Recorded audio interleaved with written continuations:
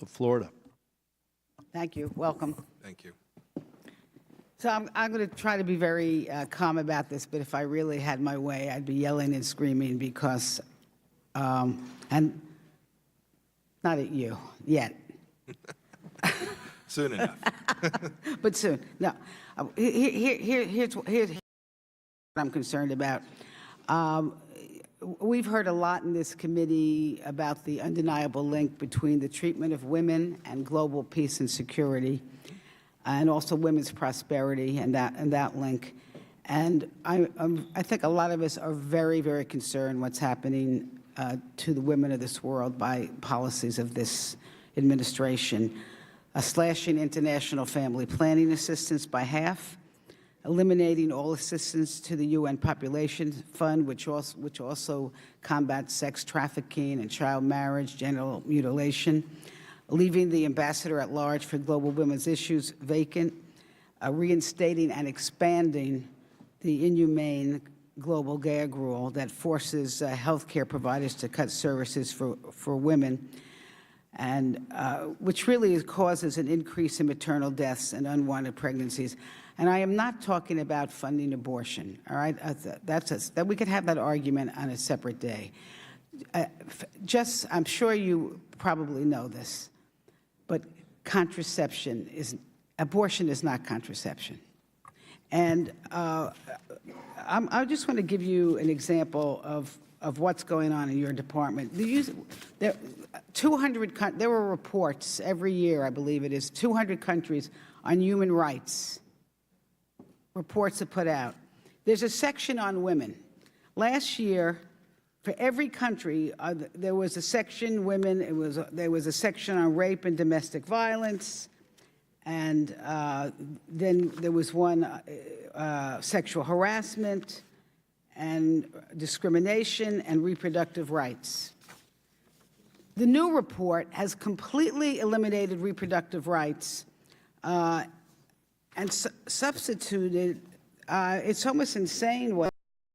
I'll just give you an example. So I'll give you an example. Last year's report for El Salvador said that women were being imprisoned for miscarriages. That's an example. It said Ugandan men were beating their wives for using contraception. And in the Philippines, poor women were being denied family planning services. Now, basically, there's a substitute for this. Basically, it's almost ridiculous what it says now. Really, my first question to you is, I don't know whether you're aware of this, whether you will look into this. Why don't we start with that? I'm not as familiar with the report as you are. It may have been issued on my watch. I would guess it was before that, but I'm happy to look into the issues. How about the ambassador position for global? You mean the global women's issue? Yes. Yes, ma'am. It's on my list. And how about? By the way, I agree. It's important. We need to find the right person. I think the issues are incredibly important. All right. The global gag rule has been expanded to not again. We're not talking about the federal funding of abortion. It's been so expanded now that health care money is getting cut off from agencies that even might refer or mention services that will perform abortions. So basically, contraceptive services, I'm not talking about abortion, contraceptive services are being cut off. My question to you is this: whether or not you will take a look and see how this is impacting the women's health all over this world. Yeah, always about data and facts.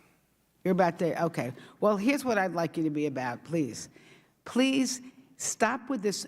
We have from this administration what I call abortion hysteria.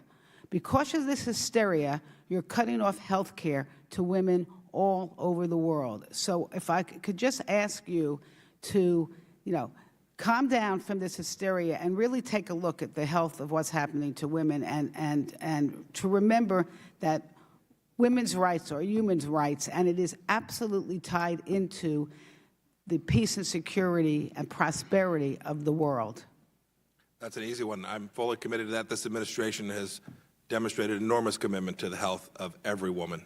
Well, no, that's not true. But